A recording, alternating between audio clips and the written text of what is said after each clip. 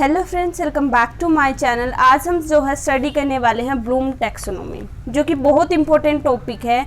ये जो हम कर रहे हैं teaching of commerce BEd first year का एक सब्जेक्ट कर रहे हैं, जिसके अंदर हमारे 4 चैप्टर कंप्लीट हो चुके हैं। ये हमारा 5th चैप्टर जो कि आज ही ख़त्म हो जाएगा। प्लेलिस्ट का लिंक आपको जो है डिस्क्रिप्शन बॉक्स में मिल जाएगा। इसके अलावा जो है ये टॉपिक आप देखोगे कॉम्पिटिटिव एग्जाम, जैसे कि सीटेट का एग्ज़ाम हो गया, स्टेट का एग्ज़ाम हो गया, या फिर आप बोलो यूजीसी नेट कॉमर्स का एग्ज़ाम हो गया, उसके अंदर टीचिंग एप्टीट्यूड के अंदर ये टॉपिक आता है। तो यहाँ से जो क्वेश्चन है वो मोस्टली पूछा ही जाता है, तो एक तरह से बहुत इंपॉर्टेंट टॉपिक है। सो स्टार्ट करते हैं। ब्लूम टैक्सोनॉमी जो है ये 1956 में आई थी और ब्लूम ने दी थी। तो ये ब्लूम क्या है? ब्लूम एक पर्सन का नाम है जिन्होंने ये टैक्सोनॉमी दी। और टैक्सोनॉमी का मतलब क्या होता है कि एक तरह से किसी चीज़ को क्लासीफाई करना या फिर किसी चीज़ को करने की कोई टेक्निक को हम बोलते हैं टैक्सोनॉमी। तो लर्निंग के डोमेन को इसके अंदर जो है क्लासीफाई किया गया है, इसलिए जो है इसको नाम दिया गया है टैक्सोनॉमी, राइट। सो इसके अंदर कुछ हमारे जो है कुछ कैटेगरीज में इनको डिवाइड किया गया है कि किस तरह से जो है लर्निंग होती है। सो यहाँ पे जो है बेसिकली आप देखोगे कि जो हमारे एजुकेशनल ऑब्जेक्टिव्स हैं उनको 3 पार्ट्स में डिवाइड किया गया है, that is affective, psychomotor and cognitive, जो कि हम 1 बाय 1 सारे जो है डिटेल में डिस्कस करेंगे। तो ये हो गए हमारे 3 domain, affective, psychomotor and cognitive. तो ये किसने दिए हैं और ये कब आए वो आप यहाँ से देख सकते हो। कॉग्निटिव डोमेन हमारा 1956 में आया, अफेक्टिव हमारा 1964 में, साइकोमोटर जो हमारा अनीता ने दिया था 1972 में, सिम्पोसन ने दिया था हमारा 1966 में, ठीक है। अब देखो हमारा जो है cognitive domain, affective domain and psycho domain, ये किस चीज़ से रिलेट करता है? ये हमारे 3 H से डोमेन करता है। और जो है ये लाइन जो है गांधी जी ने भी बोली है कि अगर हम 3 H के साथ कोई भी लर्निंग करते हैं तो हमें जो है बढ़िया रिजल्ट मिलते हैं, अच्छे रिजल्ट मिलते हैं। तो 3 H का मतलब यहाँ पे क्या है? 3 H का मतलब यानी head, heart and hand. Head है हमारे ब्रेन से रिलेटेड, जो हमारी जो है इंटेलेक्चुअल स्किल्स हैं। हार्ट यानी तब हम दिल, यानी जब हमारे इमोशंस, हमारे फीलिंग्स से जुड़ी कोई बात होती है। साइकोमोटर यानी तब हम हैंड, यानी कुछ फिजिकली हम कुछ कर रहे हैं, कोई एक्शन, फिजिकली एक्शन, या फिर आप बोल सकते हो फिजिकली कुछ कर रहे हैं, तो वो हमारा किस में आ जाता है? साइकोमोटर डोमेन में आ जाता है। सो 1 बाय 1 सारे डिस्कस करते हैं। सबसे पहले हम बात करते हैं कॉग्निटिव डोमेन की, जो कि 1956 में ब्लूम ने दिया था। ये जो है किस चीज़ से रिलेट करता है? ये हमारे जो है हमारे दिमाग से रिलेटेड है, हमारी थिंकिंग, हमारी जो रीजनिंग एबिलिटी होती है, एक तरह से प्रॉब्लम सॉल्विंग एबिलिटी होती है, जो हमारी मेंटल स्किल्स होती है, जो हमारी इंटेलेक्चुअल स्किल्स होती हैं, वो सारी जो हमारी इसके अंदर आती हैं। सो यहाँ पे जो है इसको आगे फर्दर 6 कैटेगरीज में क्लासीफाई किया गया है।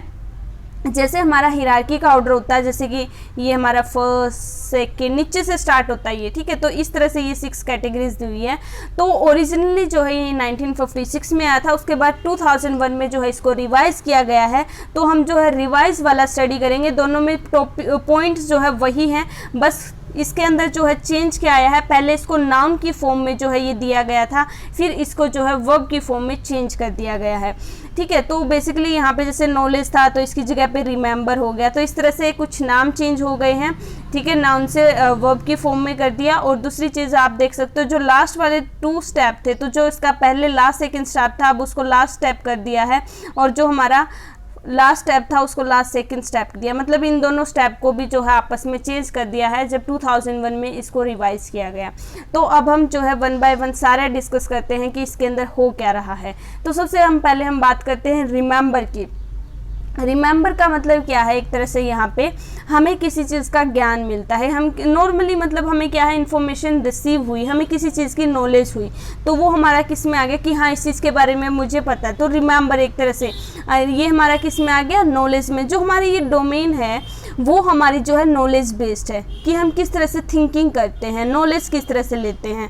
तो ये लर्नर के पॉइंट ऑफ व्यू से है जो ब्लूम ने दिया है। तो पहले हमने किसकी बात की? नॉलेज की, कि किसी स्पेसिफिक की हमें चीज़ की हमें नॉलेज मिलती है, लाइक किसी स्पेसिफिक फैक्ट्स के बारे में आपको पता चलता है, ठीक है। कि भाई कोई ट्रेंड चल रहा है उसकी आपको नॉलेज मिलती है, किसी मेथोडोलॉजी की आपको नॉलेज मिलती है, किसी प्रिंसिपल्स की, किसी थ्योरीज की, किसी स्ट्रक्चर की। बेसिकली आपने सिर्फ क्या किया, नॉलेज ली कि व्हाट इज़ दिस। ठीक है, तो मतलब किसी व्हाट इज़ दिस थ्योरी, मतलब ये थ्योरी किस चीज़ के बारे में है। तो बेसिकली आपने जस्ट क्या किया, यहाँ पे नॉलेज गेन की। सेकंड हमारा आता है अंडरस्टैंड। अब आप क्या कर रहे हो, उस चीज़ को अंडरस्टैंड कर रहे हो, उस फैक्ट को आप समझ रहे हो, उन आइडियाज़ को आप ऑर्गेनाइज कर रहे हो, कंपेयर कर रहे हो, ट्रांसलेट कर रहे हो। एक तरह से आपके जो मेन जो आपने नॉलेज गेन की थी, जो आपको जिस चीज़ के बारे में इंफॉर्मेशन मिली थी, अब आप उसको समझ रहे हो। जैसे कि मैंने इसके बारे में बताया, टैक्सोनॉमी के बारे में, तो पहले आपको पता चला कि हाँ ये कुछ है। अब आप उसको क्या कर रहे हो, स्टेप बाय स्टेप आप अब इसको जो है समझ रहे हो कि इसके अंदर क्या है। तो बेसिकली इसके अंदर हम क्या करते हैं, उस चीज़ को समझते हैं कि एक तरह से ये है क्या। उसके बाद हम क्या करते हैं, अप्लाई में क्या आ गया कि जो आपने नॉलेज गेन की है, अब आप उसको किसी सिचुएशन में अप्लाई कर रहे हो। जो भी आपने नॉलेज एक्वायर की थी, कोई फैक्ट, कोई टेक्निक के बारे में पता चला था, किसी रूल्स के बारे में आपको पता चला था, अब आप उसको एक्चुअली में कहीं ना कहीं उसको अप्लाई करते हो। एक तरह से आपने जो है बैलेंस शीट बनानी सीखी, तो आप उसको अब जो किसी कंपनी की बैलेंस शीट बना रहे हो, तो एक तरह से वहाँ से आपने उसको सीखा था, फिर आपने उसको वहाँ पे जाके अप्लाई किया। ये थ्योरी आप यहाँ से, टैक्सोनॉमी आप यहाँ से पढ़ रहे हो मेरे से, फिर जो आप इसको पेपर में जाके अप्लाई करोगे, मतलब एक तरह से आप उसको लिखोगे, है ना। तो ये हमारा किस में आ जाता है, थर्ड स्टेप में आ जाता है। फिर हमारा आता है analyse, it can be logical. तो एक तरह से तो जो भी एलिमेंट्स, जो भी रिलेशनशिप आपने पढ़े, जो भी ऑर्गेनाइजेशनल के प्रिंसिपल्स पढ़े, तो आप उसको जो है अब एनालाइज कर रहे हो। तो यहाँ पे एक तरह से जो हमारी लॉजिकल पावर यहाँ पे हमारी यूज़ होती है कि हम चीज़ों को किस तरह से उसको टुकड़ों में तोड़ के उसको समझ रहे हैं। मान लो आपके पेपर में अच्छे मार्क्स नहीं आए, आपका पेपर कोई क्लियर नहीं हुआ, तो आप उसको क्या कर रहे हो, एनालाइज कर रहे हो कि मेरी कहाँ पे गलती थी, कहाँ पे क्या गड़बड़ी हुई, ये चीज़ ऐसे थी, मैंने ऐसे लिख थी। तो एक तरह से आप जो है कुछ एविडेंस फाइंड आउट कर रहे हैं जो कि आपके जो है आपको सपोर्ट करते हैं कि ये चीज़ इस तरह से हुई। फैक्ट और कोज आप यहाँ पे देख रहे हो। फिर हमारा नेक्स्ट आता है इवेल्युएट का मतलब आप यहाँ पे क्या कर रहे हो, किसी भी चीज़ को जज कर रहे हो। आप एक तरह से कि किसी चीज़ को अप्रिशिएट कर रहे हो, क्रिटिसाइज़ कर रहे हो, मतलब जो आपने सीखा था, समझा था, उसको एनालाइज किया आपने, उसके बारे में फिर आप उसको एक तरह से उस चीज़ के बारे में क्या सोचते हो, उसको अप्रिशिएट करते हो, क्रिटिसाइज़ करते हो, उसको कितनी वैल्यू देते हो, वो चीज़ हमारी यहाँ पर आ जाएगी। ठीक है, तो वो हमारा इसके अंदर आ जाता है। उसके बाद जो है हमारा इसके अंदर और क्या लिख सकते हो कि किसी भी चीज़ का जो मोस्ट इफेक्टिव सॉल्यूशन आप सिलेक्ट कर रहे हो, मोस्ट क्वालिफाइड कैंडिडेट आप हायर कर रहे हो, तो किसी भी जो आपने न्यू बजट बनाया उसको एक्सप्लेन कर रहे हो, उसको जस्टिफाई कर रहे हो, तो ये हमारा इसके अंदर आ जाता है एक तरह से आप जजमेंट। ठीक है, तो ये हमारा इसके अंदर आ गया। उसके बाद लास्ट हमारा स्टेप आता है क्रिएट का मतलब क्या है कि आपने जो भी पढ़ा, जो भी सीखा, जो भी चीज़ें मतलब एनालाइज की, उसके बाद आप उन सबको इंटीग्रेट करके, उन सबको मिला के कुछ नया बना रहे हो, कुछ नया डिज़ाइन कर रहे हो, या फिर उसी को मॉडिफाई कर रहे हो, कुछ नया इन्वेंट कर रहे हो, तो वो हमारा इसके अंदर आ जाता है। तब आप कुछ भी नया करते हो। ठीक है, जो भी आपने सीखा था, जाना था, उससे कुछ नया क्रिएट करना, कुछ नया पैटर्न लेके आना, कुछ ऑल्टरनेटिव सॉल्यूशन लेके आना किसी प्रॉब्लम का, तो वो हमारा इसके अंदर आता है। तो अप्लाई में, एनालाइज में हमारा क्या हो गया, आप कनेक्ट कर रहे हो, कोऑर्डिनेट कर रहे हो, इवैल्यूएट में आप अप्रिशिएट कर रहे हो, क्रिटिसाइज कर रहे हो, वैल्यू कर रहे हो, और क्रिएट में आप क्या कर रहे हो, कुछ न्यू डिज़ाइन कर रहे हो, मॉडिफाई कर रहे हो, इन्वेंट कर रहे हो। और जो हमारे ऊपर वाले 3 हमने पढ़े हैं, यहाँ से देखो, जो ये ऊपर वाले 3 हैं इनको हम बोलते हैं हाई ऑर्डर थिंकिंग स्किल्स, जो नीचे वाले 3 हैं इनको हम बोलते हैं लो ऑर्डर थिंकिंग स्किल्स। ठीक है, तो ये भी आपसे पेपर में पूछ सकते हैं।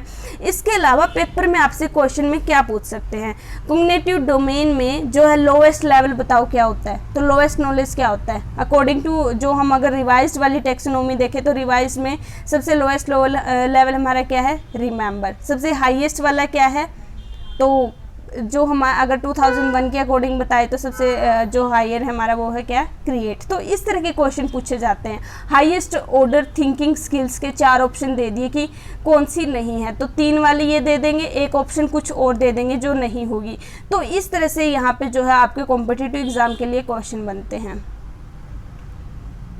अब हमारा नेक्स्ट आता है अफेक्टिव डोमेन। अफेक्टिव डोमेन किस चीज़ से रिलेटेड है, मैंने आपको बताया था हमारे हार्ट से रिलेटेड, यानी जो हमारे इमोशंस हैं, एटीट्यूड है, हमारा इंटरेस्ट है, फीलिंग्स है, वैल्यूज़ हैं, जो हमारे ह्यूमन बिहेवियर को अफेक्ट करती है, वो सारी जो है हमारे इसके अंदर आते हैं। तो अफेक्टिव डोमेन इन चीज़ों से रिलेट करता है, इन चीज़ों से डील करता है।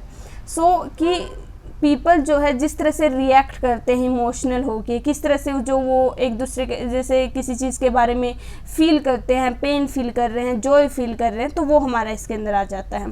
तो इसको जो है 5 कैटेगरीज में जो है क्लासीफाई किया गया है, जो कि हमारी रिसीविंग, रिस्पोंडिंग, वैल्यूइंग और ऑर्गेनाइजिंग और है हमारा कैरेक्टराइजिंग। तो सबसे पहले रिसीविंग का मतलब एक तरह से आपको किसी चीज़ के बारे में लाइक आपके टीचर्स ने आपकी क्लास में पूछा कि क्या आप फेसबुक यूज़ करते हो, या एक तरह से आप उस चीज़ के ऊपर आपकी अटेंशन गई, आपसे कुछ भी पूछा, तो वो वाली एक्टिविटी हमारी किस में आ जाएगी, रिसीविंग में आ जाएगी।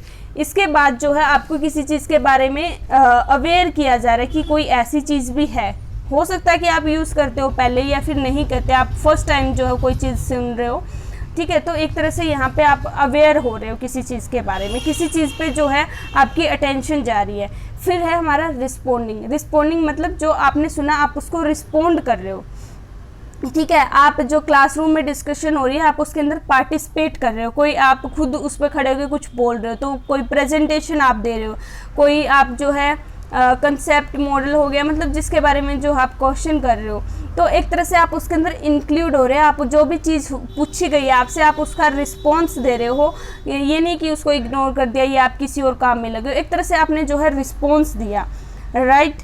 नेक्स्ट हमारा आता है वैल्यू, मतलब यहाँ पे फेसबुक की बात हुई, फिर आपने उसको वैल्यू किया कि जो ये चीज़ है क्या ये आपके लिए अच्छी है या बुरी है। Yes, correct, it is good for you. तो अगर आपके पास गुड होगी तो आप क्या करोगे, उसको यूज़ करोगे, उस चीज़ को आप वैल्यू दे रहे हो कि वो एक तरह से आप उस चीज़ को एक्सेप्ट करोगे कि रिजेक्ट करोगे, ठीक है। तो ये हमारी वैल्यू से रिलेटेड हो गई। फिर हमारा थर्ड आता है ऑर्गेनाइजेशन, या फिर आप बोल सकते हो ऑर्गेनाइजिंग। तो यहाँ पे आप क्या कर रहे हो, अपनी वैल्यू को कंपेयर कर रहे हो, रिलेट कर रहे हो, एक तरह से आप उसको यूज़ करने लगे हो, ठीक है। एक तरह से आप अभी उसको, वो आपके जो है लाइफ का पार्ट, आपने जो है उसको अडोप्ट कर लिया कि हाँ ठीक है मैं इसको यूज़ करूँगा, एक तरह से आपने उसको एक्सेप्ट कर लिया, ठीक है। फिर उसके बाद हमारा लास्ट आता है कैरेक्टराइजिंग। तो यहाँ पे आप क्या कर रहे हो, अब वो आपके पार्ट, आपकी लाइफ का जो है एक पार्ट बन चुकी है, ठीक है। कोई भी चीज़ जब हम जो है उसको अपने लाइफ का एक तरह से पार्ट बना लेते हैं, अपने लाइफ का जो है कैरेक्टर बना लेते हैं, डेली आप फेसबुक चेक कर रहे हो, आप उसको चलाने से आप उसके, वो आपकी हैबिट बन चुकी है, आपका कैरेक्टर बन चुकी है, आपके लिए कोई नई चीज़ नहीं है, ठीक है। तो वो हमारा किस में आ जाएगा, कैरेक्टराइजिंग में आ जाएगा। नेक्स्ट हमारा आता है साइकोमोटर डोमेन। तो ये जो डोमेन है ये किस चीज़ से रिलेट करता है, हमारी फिजिकल एक्टिविटीज से, मैनुअल और मोटर स्किल्स। तो जो हमारा साइकोमोटर डोमेन है इसको हम जो है सेंसरी डोमेन भी बोलते हैं, जो कि एक्शन बेस्ड होता है। जब भी हम कोई फिजिकल एक्टिविटी करते हैं तो आपको जो है नाम में कन्फ्यूजन नहीं होनी चाहिए, इसी को हम सेंसरी डोमेन भी बोलते हैं, इसी को हम साइकोमोटर डोमेन भी बोलते हैं, ठीक है। सो यहाँ से हमारे क्या आ जाएगी, मोटर स्किल्स एरिया आ जाएगा, हम जो जिस तरह से यूज़ करते हैं। तो इसको 5 कैटेगरीज में डिवाइड किया है। इसके अंदर पता है आपको ये 3 लोगों ने दी है, और जो है जो हमारी बीएड वाली बुक है इसमें सिर्फ जो है 2 लोगों के बारे में डिस्कस किया गया है। जो एक इंडियन है अनीता, उन्होंने दी है, और जो कि इसके अंदर जो है डिस्कस नहीं की गई है आपके बीएड वाले चैप्टर में। यहाँ पे सिर्फ 2 है, एक तो इजी है जो कि अब हम अभी ये पढ़ेंगे देव वाली, तो ये इजी है, इसके बारे में दिया है, और एक जो है सिंपल सन वाली है जो कि जो बेस्ट है, और एक डिफ़िकल्ट जो है डिफ़िकल्ट भी है और बेस्ट भी है, ठीक है। तो ये दोनों हमारी क्या हैं, ये दोनों ही हमारी साइकोमोटर डोमेन है, जिसके बारे में हम जो है अभी डिस्कस करेंगे। तो सबसे पहले हम पहले वाली के बारे में डिस्कस करते हैं। सो ये एक तरह से हम देखते हैं पहले, ठीक है। तो हम पढ़ रहे हैं साइकोमोटर डोमेन, जो कि किसने दी है, देव ने दी है, जिसको हम बोलते हैं देव टेक्सोनोमी, ठीक है। तो इसके अंदर हमारे स्टेप, जैसे कि मैंने आपको बताया, नीचे से स्टार्ट होते हैं, first, second, third, fourth, and fifth. तो 5 इसके अंदर स्टेप है, 1 बाय 1 हम डिस्कस करते हैं। सबसे पहले हम बात करते हैं इमिटेशन की। इसका मतलब किसी चीज़ को कॉपी करना, आप रिफ्लेक्स कर रहे हो। जैसे कि आपके पापा गाड़ी चला रहे हैं, आप साइड में बैठे हो, तो आप उस चीज़ को कॉपी कर रहे हो कि वो किस तरह से क्या क्या कर रहे हैं, ठीक है। फिर हमारा आता है मैनिपुलेशन। मैनिपुलेशन में जो इंस्ट्रक्शन आपके पापा आपको दे रहे हैं, जैसे कि आपके कि भाई रिवर्स कैसे करना कार को, तो आप सिर्फ वो इंस्ट्रक्शन दे रहे हैं और आप उन इंस्ट्रक्शन को फॉलो कर रहे हो, ठीक है। तो वो हमारी किस में आ जाएगी, सेकंड स्टेप में आ जाएगी। उसके बाद जी हमारा आता है थर्ड पॉइंट, जो कि हमारा प्रिसीजन। तो इसके अंदर क्या होता है कि now we know how to reverse car, we learn कि हमें पता है कि कार किस तरह से रिवर्स करनी है, हमने उसको सीख लिया है, तो अब हमें आती है। इसके बाद फिर हमारा आता है आर्टिकुलेशन। इसका मतलब स्किल्ड मूवमेंट्स, मतलब एक तरह से यहाँ पे क्या हो रहा है कि आप एक तरह से सारे फंक्शंस आपको गाड़ी के बारे में पता चल चुके हैं, आपको पता है, तो आपको अब किसी में ये नहीं है कि आपको कार चलाते हुए साथ में किसी को बिठाना पड़ता है, ये डर लगता है। आप जो है चला सकते हो खुद, जो आपको गाड़ी के सारे फंक्शन पता चल गए, आप खुद जो है गाड़ी चला सकते हो। फिर उसके बाद सबसे लास्ट हमारा आता है नेचुरलाइजेशन। तो इसके अंदर एक तरह से क्या है कि अब आप जो है उस चीज़ में परफेक्ट बन चुके हो। Now you can do without any thinking. एक तरह से मतलब आपको सोचना भी नहीं पड़ रहा कि ये ऐसे काम करता है, अब मैंने कार को इस तरह से मोड़ना, कुछ नहीं। आप जो है बिल्कुल माइंड फ्री होके बिल्कुल एक तरह से आप कार चला सकते हो। तो वो आप उस चीज़ में एक तरह से एक्सपर्ट बन चुके हो। तो वो हमारा जो है इसके अंदर फिफ्थ स्टेप है। इसी तरह जो हमारी जो दी हुई है सिम्पसन ने, तो इन्होंने क्या दिया हुआ है, इन्होंने भी जो है कुछ स्टेप्स दिए हुए हैं जो हम 1 बाय 1 सारे डिस्कस करेंगे। तो इसके अंदर हमारा फर्स्ट है परसेप्शन, मतलब कि जो बाकी कर रहे हैं हम उसको कॉपी कर रहे हैं, सिंपल। सेकंड हमारा स्टेप आता है सेट, मतलब एक तरह से जो बाकी कर रहे थे हमने उसको कॉपी किया, फिर हम उसको खुद करने की ट्राई कर रहे हैं कि अच्छा वो ऐसे कर रहे थे तो हम भी ऐसे कर रहे हैं। फिर हमारा गाइडेड रिस्पॉन्स, मतलब कि अब आप जो है लर्न करना स्टार्ट कर रहे हो, स्टार्टेड लर्निंग, ठीक है। फिर हमारा आता है मैकेनिज्म, मतलब नाउ यू आर डूइंग, अब आपने सीख लिया, पहले यहाँ पे आपने उस चीज़ को लर्न किया, अब आप वो सीख चुके हो, वो लर्न कर चुके हो, वो आप अब खुद कर रहे हो। नाउ यू आर डूइंग, ठीक है, तो वो आप कर रहे हो। फिर हमारा आता है कॉम्प्लेक्स ओवर्ट रिस्पॉन्स। ओवर्ट का मतलब एक तरह से ओपन होता है। तो नाउ इट्स वर्किंग एंड आप जो है मतलब जो आप करना चाहते थे आप जो है वो कर रहे हो, मतलब जो आपने चीज़ सीखी थी कि हाँ ये चीज़ ऐसे होगी, आपने लर्न कर लिया, अब आप उसको अच्छे से जो आपने सीखा आप उसको कर रहे हो और वो वर्क भी कर रहा है अपने गोल के, जो भी आपने गोल सोचा था उस गोल की तरफ वो अब काम कर रहा है। फिर हमारा आता है कि आपको लग गया कि हाँ ये चीज़ ठीक हो रही है, हमारे गोल की तरफ जा रही है, जो भी हमने सोचा था उसी तरह से हो रहा है। अब क्या आ जाएगा हमारा अडेप्टेशन, मतलब एक तरह से now we can modify as per our thinking. पहले तो हमने उसको सीख लिया, अब फिर उसके बाद हम ये चीज़ है कि हमें ये चीज़ आ चुकी है, तो फिर हम अपना ही दिमाग लगाने लग जाते हैं, उस चीज़ को मॉडिफाई करने की सोचते हैं, अपने अकॉर्डिंग सोचते हैं कि हाँ ये चीज़ ऐसे भी हो सकती है, ये चीज़ ऐसे भी हो सकती है। तो एक तरह से उसके अंदर हम कुछ ना कुछ मॉडिफाई करते हैं अपनी थिंकिंग के अकॉर्डिंग, अपने दिमाग के अकॉर्डिंग। फिर हमारा जो है इसके अंदर लास्ट में हम क्या उस चीज़ में हम एक्सपर्ट हो जाते हैं, उस स्किल में हम एक्सपर्ट हो जाते हैं, ठीक है, जिसको हम बोलते हैं ओरिजिनेशन, ठीक है। तो ये हमने पढ़ी सिम्पसन टैक्सोनॉमी। एक तरह से ये थी हमारी तीनों डोमेन जो हमने पढ़ी। कौन कौन सी पढ़ी? कॉग्निटिव, जो कि हमारे जो है किस चीज़ से रिलेटेड होती है, हमारे ब्रेन से रिलेटेड होती है। तो आप यहाँ से जो स्क्रीनशॉट भी ले सकते हो, तीनों के जो है आपको यहाँ पे दिख रहे स्टेप किस तरह से होते हैं। फिर हमारी अफेक्टिव आती है जो कि हमारे फीलिंग से, हमारे इमोशन से जुड़ी है। और साइकोमोटर, जब हम फिजिकली कुछ करते हैं तो तब भी हमारा लर्निंग प्रोसेस होता है। तो उसमें ये तीनों जो डोमेन हमारे इंक्लूड होते हैं for the all round development of the students, जो कि हमारे जो है ब्लूम ने दिए हैं, जो कि हमने इसके अंदर स्टडी किए हैं। थ्योरी में तो आपको जो है ये पूरी पढ़नी पड़ेगी। अब जो एमसीक्यू में किस टाइप के क्वेश्चन यहाँ से आ सकते हैं, आपसे स्टेप पूछ सकते हैं, ठीक है, कोई किस में कौन से स्टेप आते हैं, कौन सी डोमेन किसने दी है, और जो ऐसे पूछ सकते हैं ब्लूम टैक्सोनॉमी में कौन सी 3 डोमेन आती है, अच्छा कौन सी डोमेन कब आई थी, ठीक है, डेट पूछ सकते हैं, किसने दी थी ये पूछ सकते हैं। तो ये चीज़ें जो है आपको MCQ अगर आप क्वेश्चन मतलब कॉम्पिटिटिव एग्जाम के पॉइंट ऑफ व्यू से तो करें तो आपको इस तरह से प्रिपेयर करना है, ठीक है। लास्ट स्टेप क्या होता है, फर्स्ट स्टेप क्या होता है किसी डोमेन का, ये पूछ सकते हैं आपसे।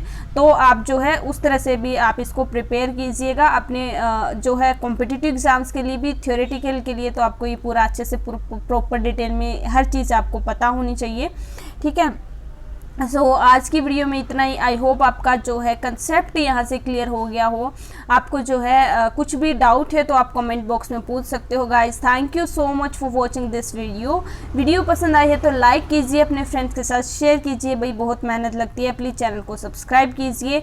और जो है अगर आप टीचिंग ऑफ कॉमर्स स्टडी कर रहे हो तो नीचे डिस्क्रिप्शन में लिंक है प्ले लिस्ट का, वो आप वहाँ से चेकआउट कर सकते हो। अगर आप कॉमर्स के स्टूडेंट हो तो काफ़ी सारे टॉपिक पे वीडियो ऑलरेडी है, प्ले लिस्ट बनी हुई है सब्जेक्ट वाइज, तो वो आप जो है चैनल विजिट कर चेकआउट कर सकते हो। किसी नए टॉपिक पे वीडियो चाहिए तो भी आप बता सकते हो, कमेंट कर सकते हो। सो गाइज मिलते हैं नेक्स्ट वीडियो में। Bye bye, take care, have a good day.